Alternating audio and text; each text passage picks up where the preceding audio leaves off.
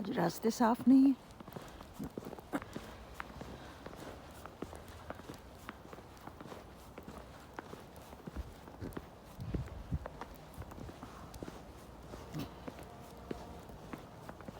दिन में 2 दफ़ा 3 दफ़ा साफ करके जाते हैं,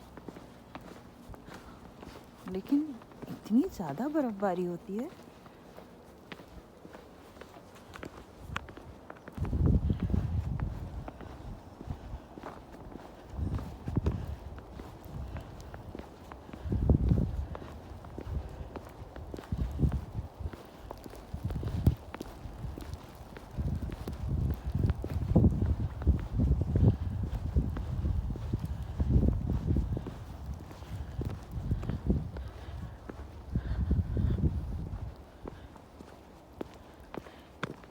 ये जो दरख्त लगे हुए हैं छोटे छोटे, सिटी बिल्कुल ऐसे इनकी हिफाजत करती है बेबीज़ की तरह। सबको कवर करके गए और सब पे स्टिकर लगे हुए हैं, कोई इनको हाथ नहीं लगा सकता। ये देखें इस तरह से प्लास्टिक का बैग सा है बोरी की तरह उसको। अब ये दरख्त थोड़ा लीन कर रहा था तो इसको बांध दिया ऐसे, तो हद नज़र बर्फ़ ही बर्फ़।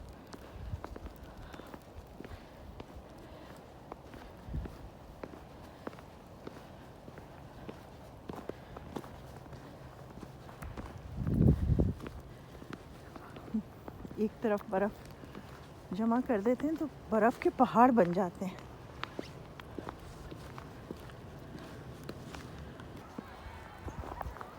आज बहुत ज़्यादा स्नो है।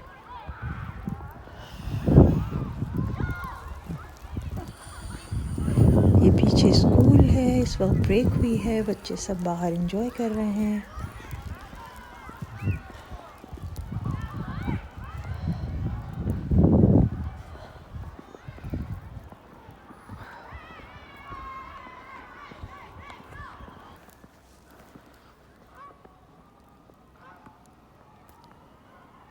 इतनी सर्दी में अगर गर्मा गर्म सूप पिया जाए तो कितना मज़ा आए।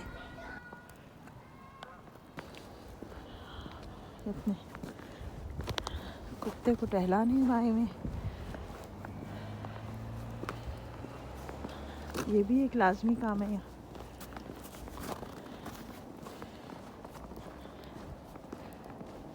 कुत्ता पालने का जिनको शौक़ होता है उनको इनको एक दफ़ा चक्कर लगवाना पड़ता है घर से बाहर। इनको भी फ्रेश एयर चाहिए शायद।